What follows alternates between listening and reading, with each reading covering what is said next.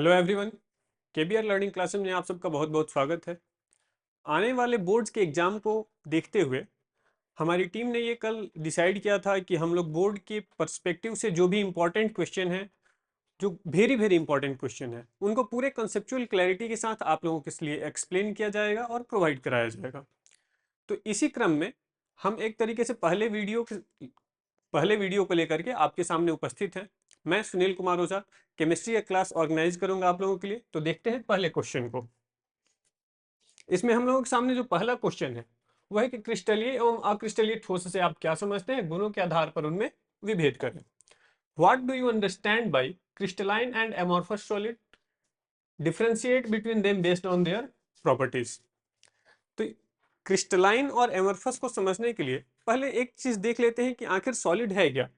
तो सॉलिड यानी कि ठोस,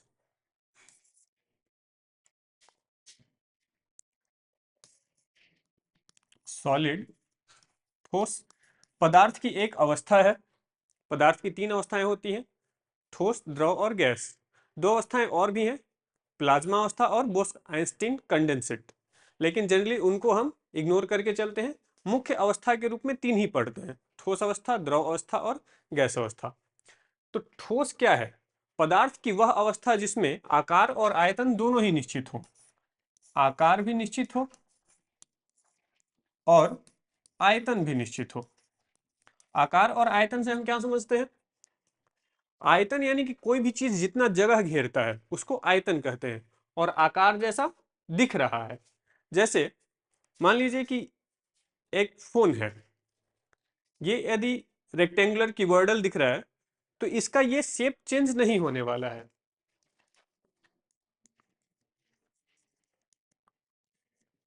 और ये जितना वॉल्यूम ऑक्यूपाई किया हुआ है आज, कल भी उतना ही वॉल्यूम ऑक्यूपाई किया हुआ रहेगा।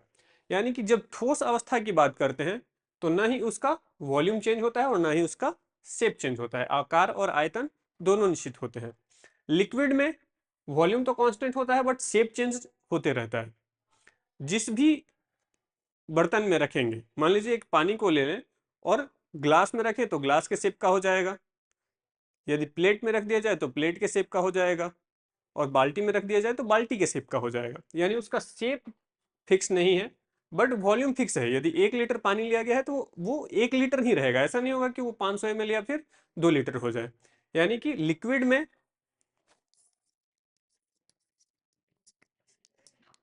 शेप फिक्स नहीं है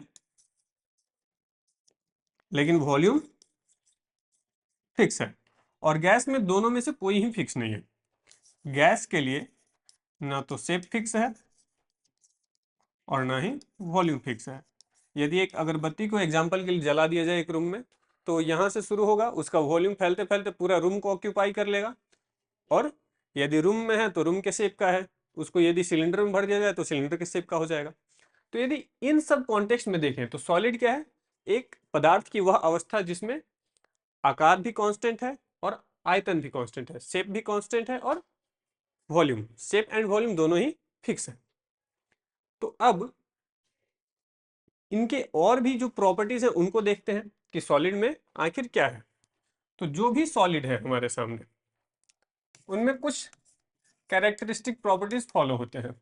जैसे कि शेप फिक्स होगा, वॉल्यूम फिक्स होगा, उनके जो पार्टिकल के बीच का डिस्टेंस होता है जिसको हम लोग अंतराण्विक स्थान कहते हैं।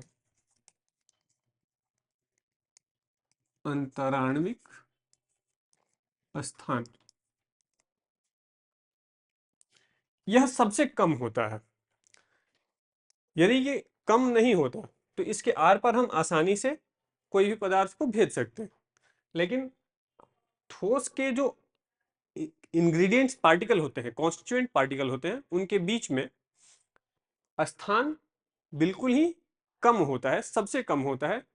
तो अंतराण्विक स्थान जो है वो सबसे कम होता है, सबसे कम, लीस्ट। इसको इंग्लिश में कहते हैं इंटरमोलिकुलर फोर्स, इंटरमोलिकुलर स्पेस।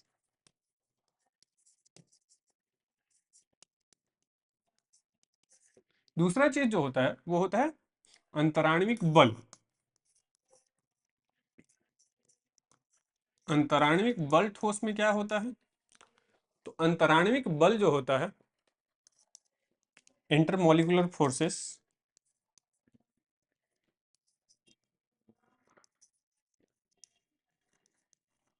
तो जो इंटरमोलिकुलर फोर्स होता है वो सबसे ज्यादा होता है। ठोस, द्रव और गैस तीनों को कंपैरिजन किया जाए तो सबसे ज्यादा अंतराण्विक बल होता है। यानी जो भी कॉन्स्टिट्यूएंट पार्टिकल्स हैं उनके बीच जो काम करने वाला फोर्स है, जो दोनों को बांध के रखने वाला फोर्स है, वो फोर्स जो है वो हाईएस्ट है।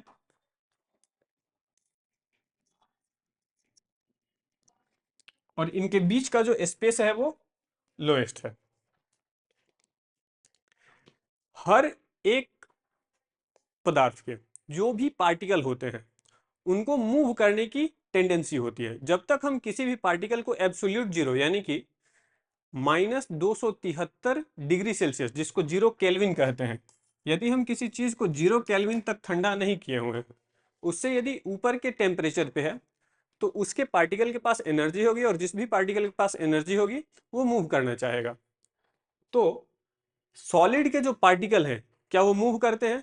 नहीं करते। यदि हम ये लिख के चले गए हैं या किसी बोर्ड पे कुछ लिख के चला जाए या फिर दीवार पे कोई निशान बना दिया जाए तो वो निशान जब तक उसको मिटाया ना जाए तब तक रहता है। यानी कि उसके पार्टिकल जैसे थे जहां थे वहीं के वहीं हैं, वो मूव नहीं कर रहे हैं।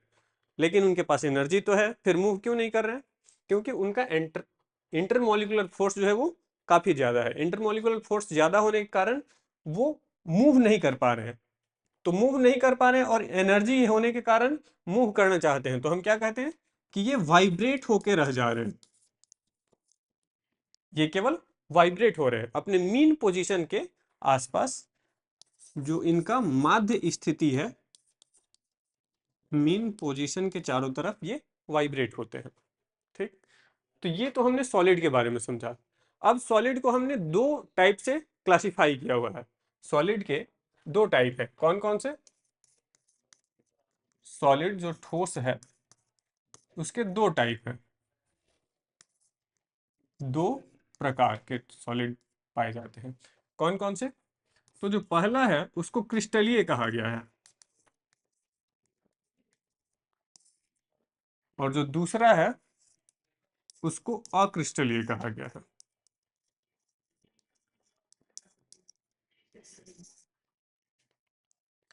क्रिस्टलीय को इंग्लिश में क्रिस्टलाइन कहते हैं, क्रिस्टलाइन सॉलिड, क्रिस्टलीय ठोस। और अक्रिस्टलीय को नॉन क्रिस्टलाइन या फिर एमॉर्फस कहा लिया जाता है।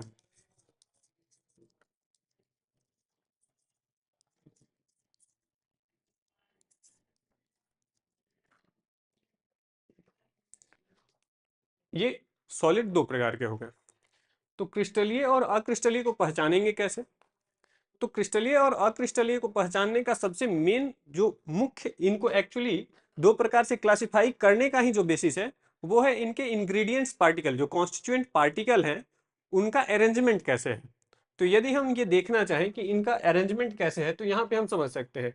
ये एक क्रिस्टलाइन सॉलिड का एग्जाम्पल है,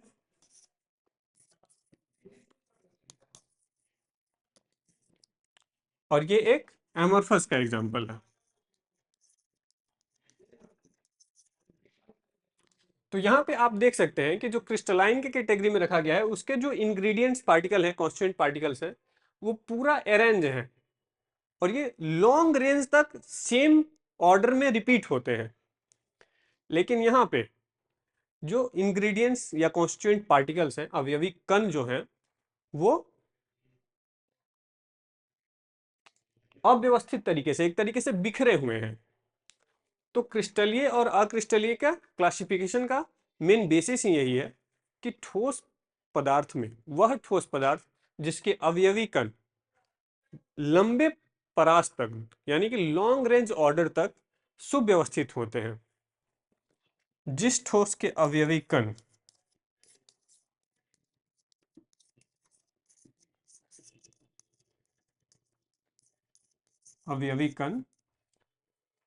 लॉन्ग रेंज तक, लंबे परास तक सुव्यवस्थित होते हैं,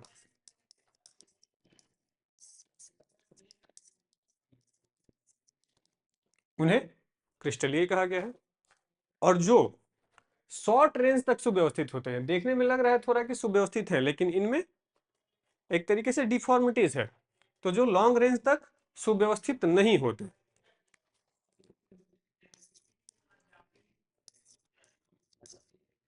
वैसे ठोस जो लंबे परास तक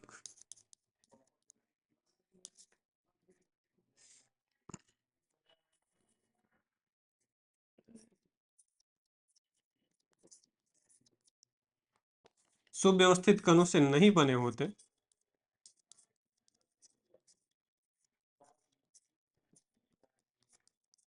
कणों से नहीं बने होते, उन्हें एमरफस या फिर अक्रिस्टलीय अक्रिस्टलीय ठोस कहते हैं। तो ये तो एक तरीके से डिफिनीशन हो गया कि ये अक्रिस्टलीय ठोस है। अब यदि इनके बीच में मुख्य अंतर देखा जाए कि क्रिस्टलाइन और एमरफस, जो क्रिस्टलीय और अक्रिस्टलीय ठोस है, उनमें मुख्य अंतर क्या है। तो पहला तो हो गया कि उनका पार्टिकल्स का जो कॉन्स्टिट्यूएंट पार्टिकल है उनका अरेंजमेंट, ये लॉन्ग ऑर्डर तक पूरी तरीके से सुव्यवस्थित है, ये लॉन्ग ऑर्डर रेंज तक सुव्यवस्थित नहीं है। और यदि आगे देखा जाए तो यदि हम इनको दो हिस्से में बांट लें और एक तरफ हम क्रिस्टलीय ठोस को ले लें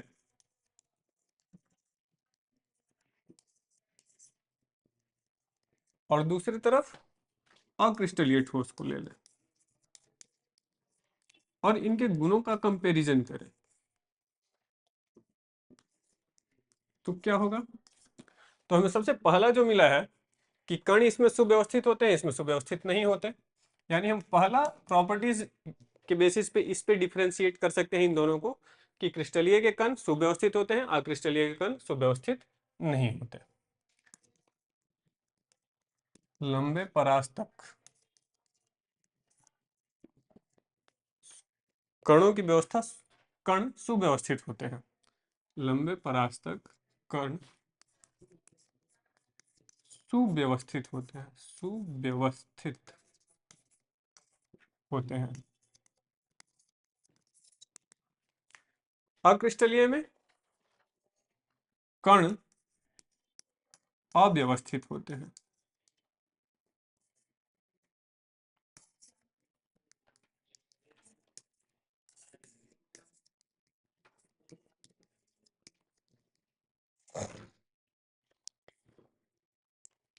दूसरा यदि देखा जाए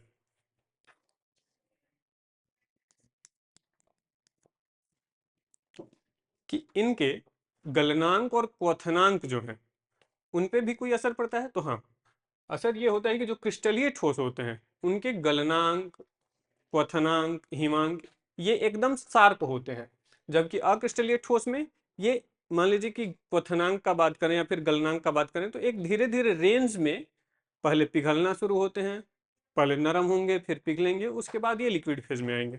यानी कि अक्रिस्टलीय ठोस को कहते हैं सकते हैं कि इनके गलनांक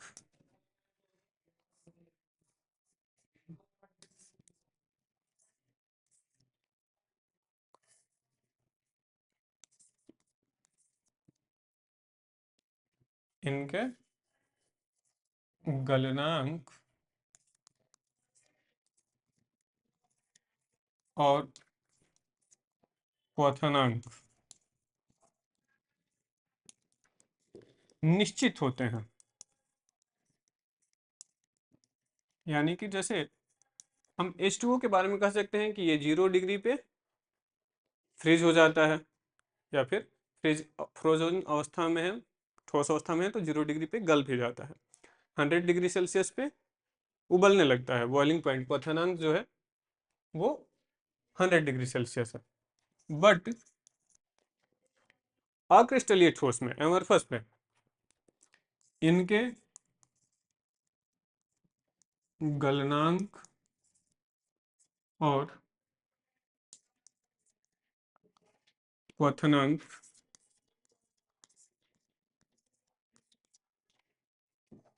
निश्चित नहीं होते, जबकि ये निश्चित नहीं होते जबकि ये एक रेंज में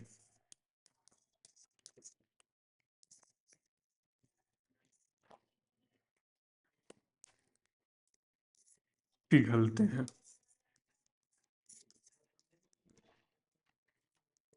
यदि फिर और देखा जाए कि कुछ प्रॉपर्टीज को जब मापा जाता है तो क्रिस्टलीय ठोस में अलग अलग डायरेक्शन से देखने पे उनका वैल्यू अलग अलग आता है, जिसको हम एनाइसोट्रॉपिक कहते हैं। और अक्रिस्टलीय ठोस में यदि अलग अलग डायरेक्शन से भी मापा जाए तो उन चीज़ों का, जैसे रिफ्रैक्टिव इंडेक्स हो गया या फिर, तो उन वैल्यूज को मेजर करने पे हर एक एंगल से मेजर करने में अक्रिस्टलीय ठोस में सेम वैल्यू आता है और क्रिस्टलीय में सेम नहीं आता है। यानी कि क्रिस्टलीय में कह सकते हैं कि ये विषम दैशिक होते हैं। विषम दैशिक होते हैं। विषम दैशिक को एनाइसोट्रॉपिक कहा जाता है और ये समदैशिक होते हैं।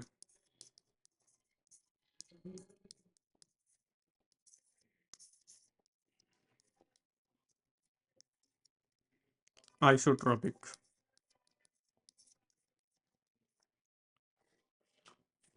और क्या होता है, यदि क्रिस्टलीय ठोसों को धारदार पदार्थ, कोई भी धारदार वस्तु से काटा जाए तो इनका जो फलक प्राप्त होगा, जो सरफेस मिलेगा, वो एकदम चिकना मिलेगा। अक्रिस्टलीय ठोस को यदि किसी धारदार चीज से काटा जाए तो वो रुखड़ा सरफेस मिलेगा। यानी कि हम ऐसे कह सकते हैं कि क्रिस्टलीय ठोस के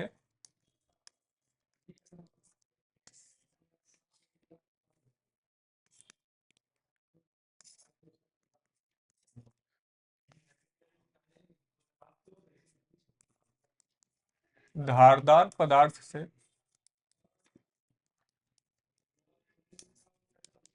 काटने पर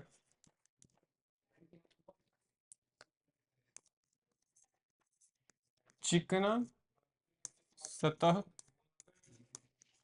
प्राप्त होता है।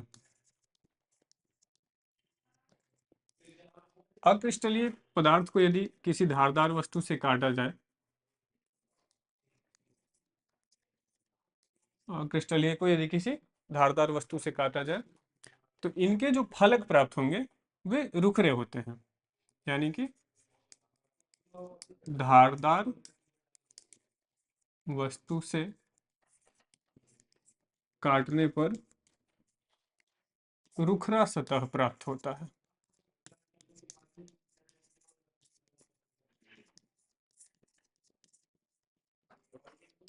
जैसे कि यदि बर्फ को लिया जाए और तेजी से काटा जाए तो उसका जो भी सतह मिलेगा वो अपने आप में एक क्रिस्टल सरफेस, एकदम प्लेन प्लेन सरफेस मिलेगा।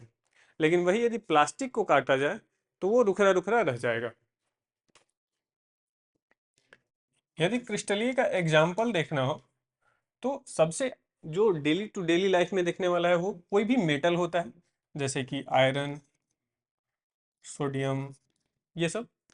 फिर हम H2O को भी क्रिस्टलीय के ही एग्जाम्पल में रखते हैं और NaCl एक्सेट्रा कर सकते हैं। अब यदि अक्रिस्टलीय का एग्जाम्पल देखा जाए तो रबर,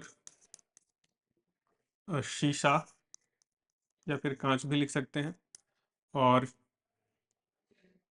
प्लास्टिक, ये सब जो पदार्थ हैं ये अक्रिस्टलीय के एग्जाम्पल में आते हैं। तो हम लोगों ने एक तरीके से समझने का प्रयास किया कि क्रिस्टलीय और अक्रिस्टलीय ठोसों में क्या डिफरेंस है। तो हमने सबसे पहले जो देखा था मेन, यदि इसको एक तरीके से रिवाइज करने का प्रयास किया जाए तो क्रिस्टलीय और अक्रिस्टलीय में मेन जो डिफरेंस है वो है उनके कॉन्स्टिट्यूएंट पार्टिकल्स का अरेंजमेंट, अवयवी कणों का, जो अवयवी कण है, अवयवी कण, इनका अरेंजमेंट जो पूरी तरीके से ऑर्डर्ड है वह क्रिस्टलाइन है, जो ऑर्डर्ड नहीं है वो एमॉर्फस यानी कि अक्रिस्टलीय है।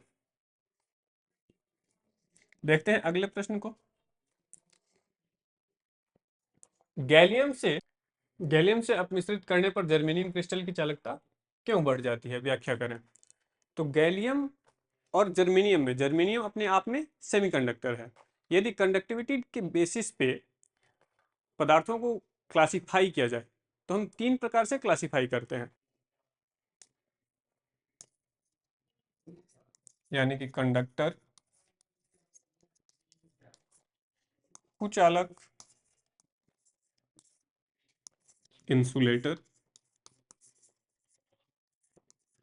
और अर्धचालक।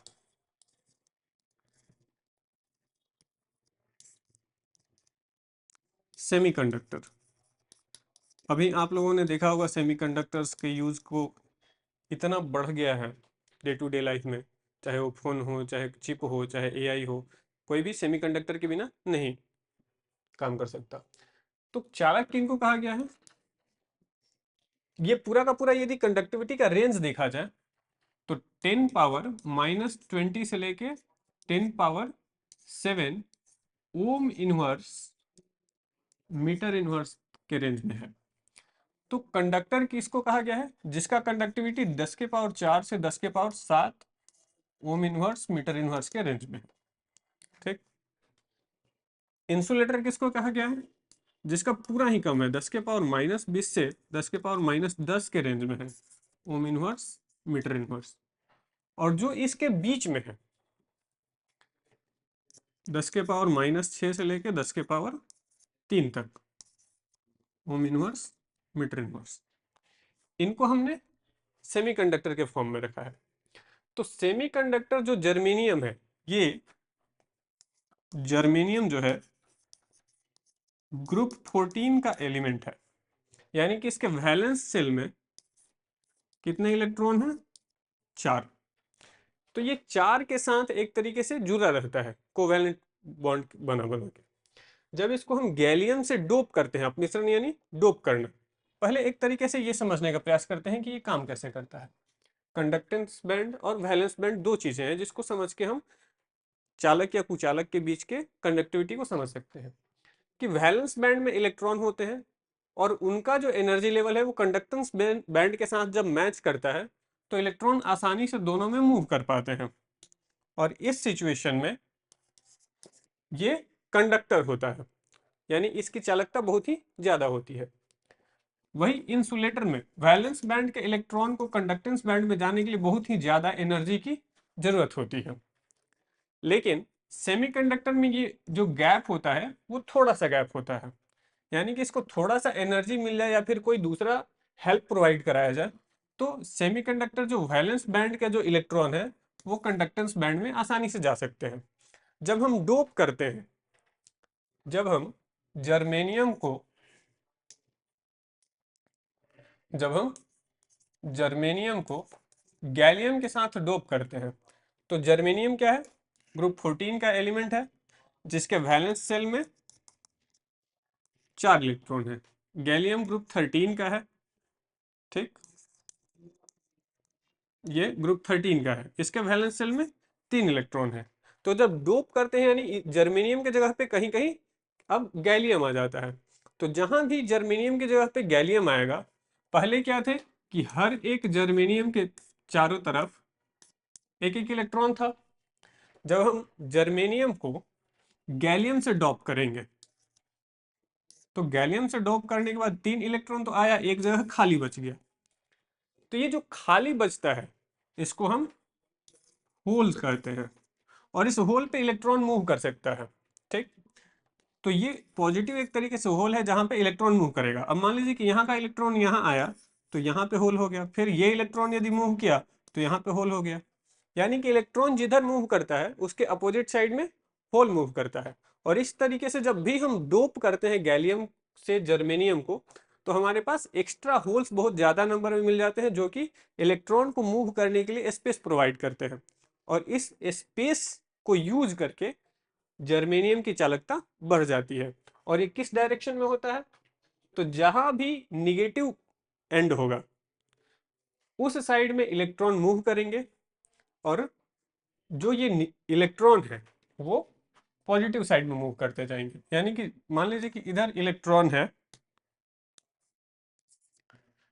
तो जो भी पॉजिटिव होल्स है वो इलेक्ट्रॉन के डायरेक्शन में आएंगे और इलेक्ट्रॉन इनके स्पेस को ऑक्यूपाई करता जाएगा,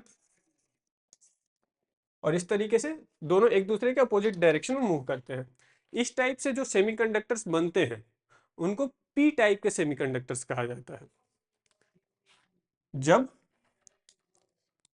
जर्मेनियम को, ये जर्मेनियम ही नहीं, कभी भी यदि ग्रुप 14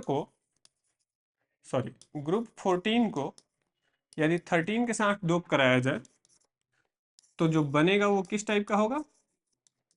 पी टाइप का अर्धचालक होगा। यही ग्रुप 14 को ग्रुप 15 से डोप कर दिया जाए तो जो बनेगा वो एन टाइप का अर्धचालक होगा, उसमें एक्स्ट्रा इलेक्ट्रॉन हो जाते हैं।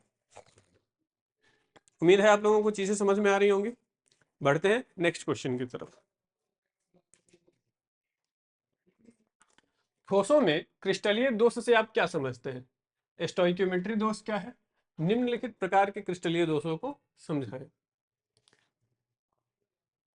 रिक्तिका दोष, अंतराकाशी दोष, नॉन स्टोइक्योमेट्री दोष, अशुद्धता दोष।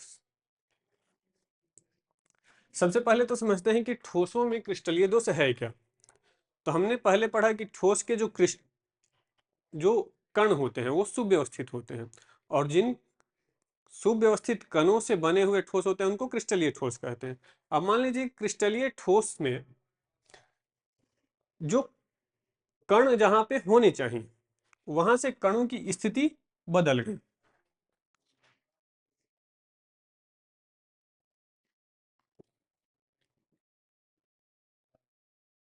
मान लेते हैं कि सपोज कि कणों का ये अरेंजमेंट्स होना चाहिए था,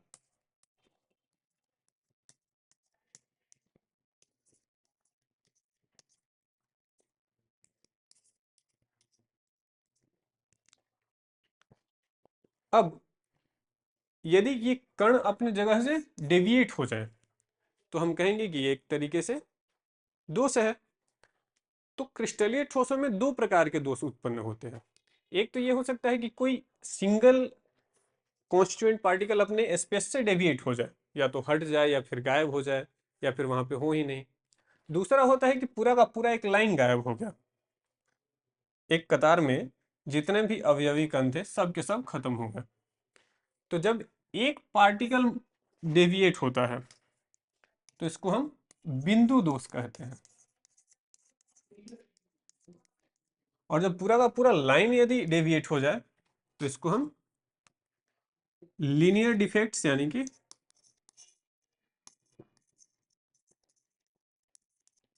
रेखीय दोष कहते हैं। तो हमको अपने बुक में बिंदु दोष के बारे में ही पढ़ना है। तो बिंदु दोष क्या हो गया? यदि किसी क्रिस्टलीय ठोस के अवयवी कण अपने निश्चित स्थान पे उपस्थित न हो कि किसी अन्य स्थान पे डेविएट हो जाए, विचलित हो जाए, तो उस प्रकार के दोष को बिंदु दोष कहते हैं। ठीक, बिंदु दोषों को तीन प्रकार से क्लासिफाई किया गया है। कौन कौन से बिंदु दोष है? जो दोष थे, क्रिस्टल के दोष जो थे, जो क्रिस्टल के दोष जो थे,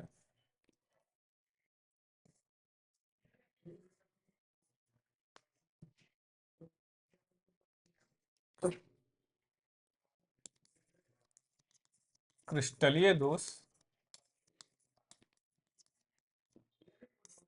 दो प्रकार के हैं, बिंदु दोष और रेखीय दोष। अभी जो पॉइंट डिफेक्ट है, बिंदु दोष,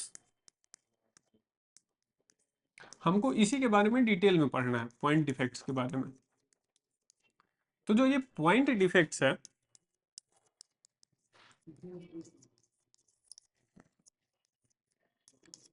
इसको मेनली 3 तरीके से क्लासिफाई किया गया है। एक तो है स्टोइक्योमेट्री डिफेक्ट्स,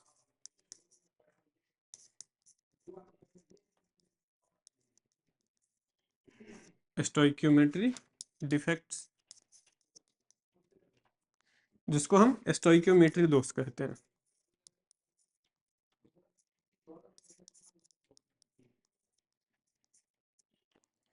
स्टोइक्योमेट्री ये है कि मान लीजिए कि हमने एक सॉलिड लिया NaCl सपोज, और NaCl का फॉर्मूला लिख रखा है Na और Cl, तो इनका रेशियो क्या है? Na और Cl का यदि रेशियो देखा जाए तो 1:1 है। तो फॉर्मूला के हिसाब से यानी स्टोइक्योमेट्री के हिसाब से Na और Cl का रेशियो 1:1 होना चाहिए। लेकिन यदि ये चेंज हो जाए तो कहेंगे कि ये नॉन स्टोइक्योमेट्री हो गया। तो दूसरा जो दोष है वो है नॉन स्टोइक्योमेट्री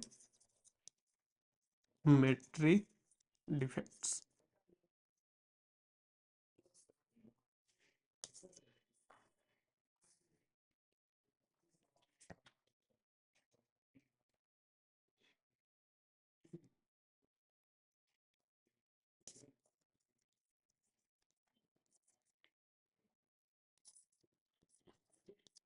नॉन स्टोइक्योमेट्री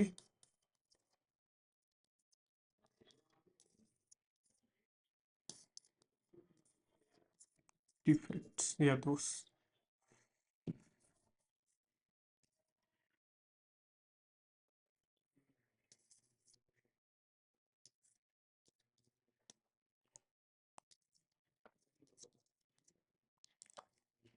और जो तीसरा है वो है अशुद्धता दोष, इम्प्योरिटी डिफेक्ट्स।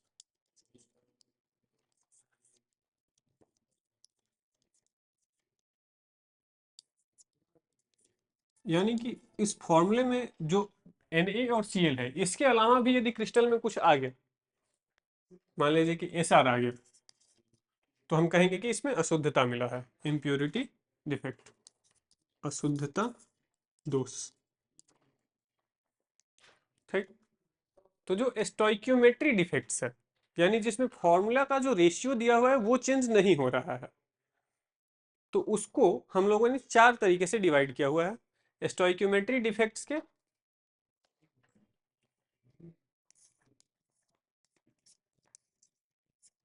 स्टोइक्योमेट्री दोष के 4 टाइप है। पहला जो है वो वैकेंसी डिफेक्ट, रिक्तिका दोष है।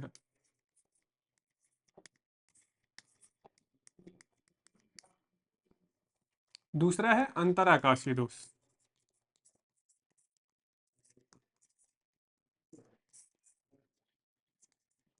तो रिक्तिका दोष में होता क्या है? यदि रिक्तिका दोष को समझना हो तो हम ऐसे समझ सकते हैं कि पॉजिटिव जो पॉजिटिव और निगेटिव, जैसे कि NaCl का हमने एग्जांपल ले रखा था, सपोज कि NaCl का, तो Na प्लस और Cl माइनस बनता है, तो दोनों ही सेम नंबर में गायब हो जाते हैं, खाली हो जाता है जगह। तो जब खाली हो जाता है वैकेंसी होती है, इसलिए इसको वैकेंसी डिफेक्ट कहते हैं। दूसरा जो दोष है वो है अंतराकाशी दोष, अंतराकाशी दोष।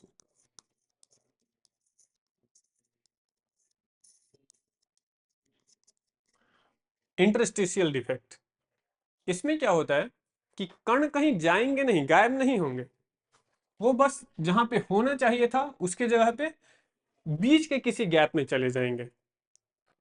तो वैकेंसी डिफेक्ट्स में क्या होता है कि समान मात्रा में धनायन और ऋणायन या फिर जो भी फॉर्मूला है उसके जितने भी पार्टिकल्स हैं सब में से सेम रेशियो में गायब हो जाते हैं, खाली जगह बच जाता है, तो इसको वैकेंसी यानी कि रिक्तिका दोष कहते हैं। वही जब कण गायब नहीं होते, अपनी जगह को छोड़ के किसी दूसरे जगह पे जो खाली जगह बचा हुआ है वहां पे चले जाते हैं, तो इसको अंतराकाशी दोष कहते हैं। ये जो बीच में जगह बचा हुआ है एक तरीके से आकाश, वहां पे जो बीच में अंतर में आकाश अंतर का स्पेस जो इंटरस्टिशियल स्पेस है वहां पे पार्टिकल आ गए, तो इसको अंतराकाशी दोष कहते हैं।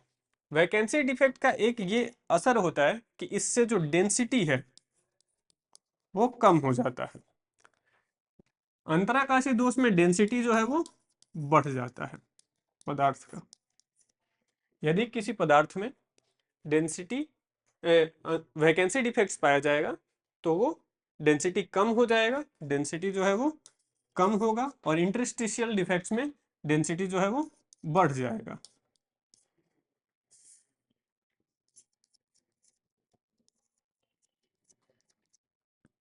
ये जो खाली जगह बच जाता है इसको हम लोग कहते हैं एफ केंद्र।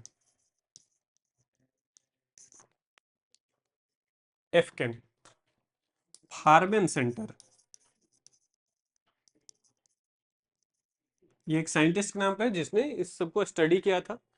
तो जब हम किसी भी वैकेंसी डिफेक्ट्स वाले क्रिस्टल को गर्म करते हैं तो ये जो एफ केंद्र है यहाँ पे लाइट्स को एब्जॉर्ब किया जाता है और इसलिए ये रंगीन हो जाता है। तो कई बार ये क्वेश्चन आता है कि क्रिस्टलीय ठोसों में रंग क्यों पाया जाता है, तो वो होता है एफ केंद्र के कारण। अंतराकाशी दोष में इस टाइप का कुछ नहीं होता। यही क्रिस्टलीय और अक्रिस्टलीय क्रिस्टलीय ठोसों के जो वैकेंसी डिफेक्ट्स और इंटरस्टिशियल डिफेक्ट्स हैं, यही यदि आयनिक में आ जाए,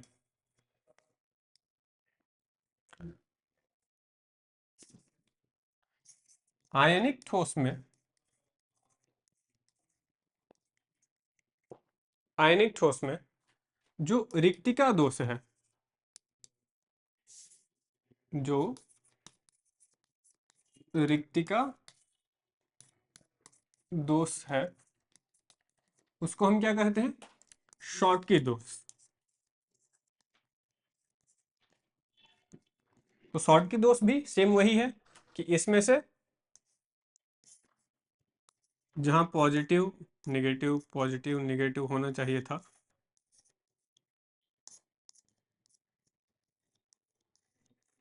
तो मान लीजिए कि सेम नंबर में गायब हो गया, सेम नंबर में पॉजिटिव भी गायब हो गया, सेम नंबर में निगेटिव भी गायब हो गया। तो आयनिक ठोस में यदि ये होगा तो उसको हम शॉटकी दोष कहते हैं। आयनिक ठोस में पाया जाने वाला, आयनिक ठोस में पाया जाने वाला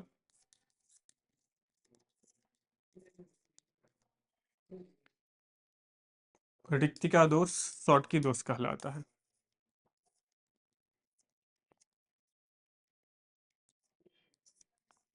शॉटकी दोष कहलाता है। यही जो अंतराकाशी दोष हमने पढ़ा था, अंतराकाशी दोष,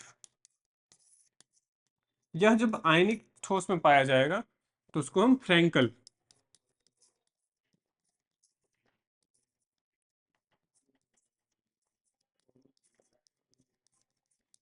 दोष कहते हैं।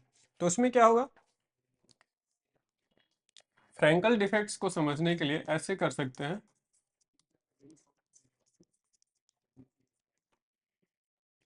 कि मान लीजिए कि एक ठोस के कण है, जैसे मान लीजिए एग्जांपल के लिए NaCl ही है। तो NaCl में क्या होगा कि Na जब प्लस होगा तो इसका साइज, जिसका जो साइज है वो छोटा हो जाएगा, और Cl माइनस का साइज जो है वो बड़ा हो जाएगा। तो ये बड़ा हो गया और ये छोटा हो गया। तो इस तरीके से जब होता है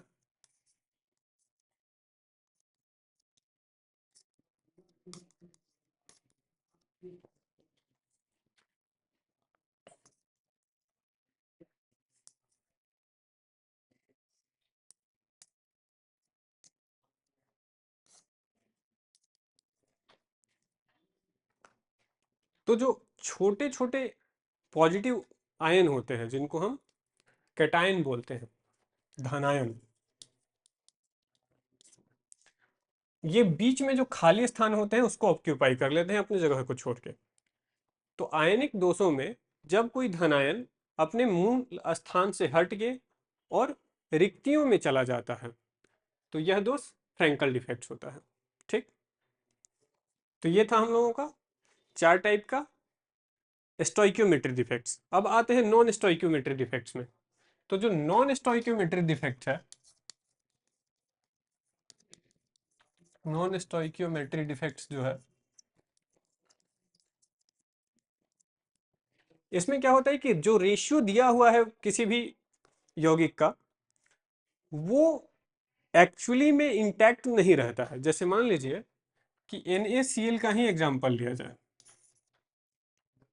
तो NaCl में रेशियो 1:1 है, लेकिन यदि किसी कारणवश ये 0.93:1.00 हो जाए तो कहेंगे कि इसमें नॉन स्टोइक्योमेट्रिक डिफेक्ट पाया गया। यानी कि जो सोडियम है, जो पॉजिटिव आयन और जो निगेटिव आयन है, धनायन और ऋणायन है, इनकी संख्या जिस रेशियो में होना चाहिए था उस रेशियो में नहीं है। तो क्या रेशियो में नहीं है तो इनमें आयन बढ़ जाएगा? नहीं, आयन नहीं। NaCl पे कोई भी जो पूरा का पूरा ठोस हमको मिलेगा उस पर कोई चार्ज नहीं होगा। ये आपस में एक दूसरे को मैनेज करते हैं। कैसे मैनेज करते हैं? तो कुछ धनायन सिंगल होंगे और कुछ धनायन 2+ में होंगे। तो यानी कि ये आपस में आयनों को साझा करके बढ़ा के पूरे तरीके से जो यौगिक है उसको न्यूट्रल बनाए रखते हैं, वैद्युत रूप से पूरी तरीके से ये न्यूट्रल होते हैं। तो नॉन स्टोइक्योमेट्री डिफेक्ट्स में जनरली 2 टाइप का पाया जाता है। एक होता है जिसमें धातु कम हो जाए और दूसरा होता है धातु बढ़ जाए। तो एक को कहते हैं metal access defect, metal access defects, और दूसरा को कहते हैं metal deficiency defect, metal deficiency defects. धातु आधिक्य दोष, जिसमें धातु अधिक हो गया, और धातु न्यूनता दोष।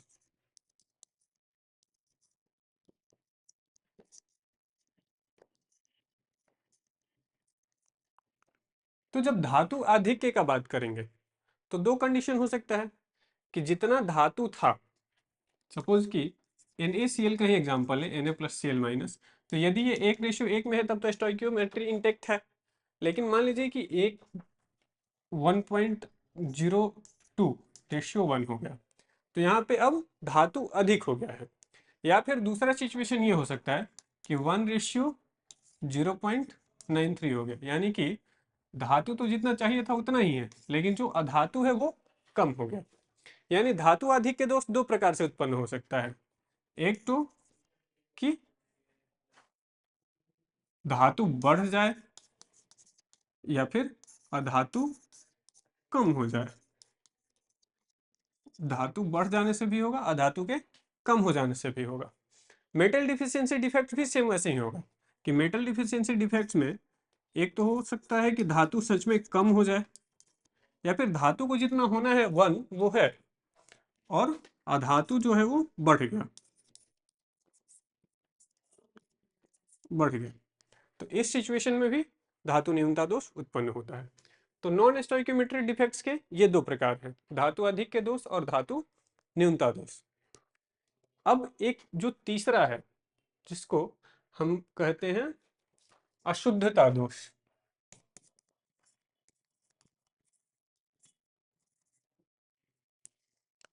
अशुद्धता दोष,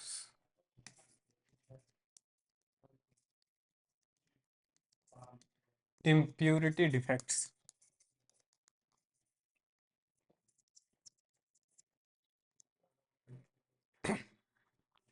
इसमें क्या होता है कि कोई भी क्रिस्टल, मान लीजिए कि NaCl का ही एग्जांपल लिया जाए या फिर AgCl का एग्जांपल लिया जाए, तो NaCl में Na+ और Cl- के अलावा कुछ नहीं होना चाहिए।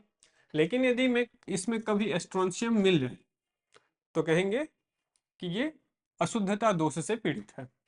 यानी कि जिन अवयवी कणों से मूल तत्व या मूल यौगिक बना हुआ है उनके अलावा किसी भी प्रकार के तत्व की उपस्थिति अशुद्धता को दर्शाती है, और इस प्रकार के दोष को अशुद्धता दोष कहते हैं। यानी कि जो अवयवी कण है, जहां पे केवल जो स्टोइकियोमेट्रिक वाले जो फॉर्मूले हैं, जिन जो अवयवी कण है वही होने चाहिए, उनकी जगह पे यदि दूसरा प्रकार का कोई अवयवी कण आ जाए तो कहेंगे कि इसमें अशुद्धता है और यह अशुद्धता दोष है। तो उम्मीद है कि ये चीज आपको समझ में आया होगा। बढ़ते हैं आगे।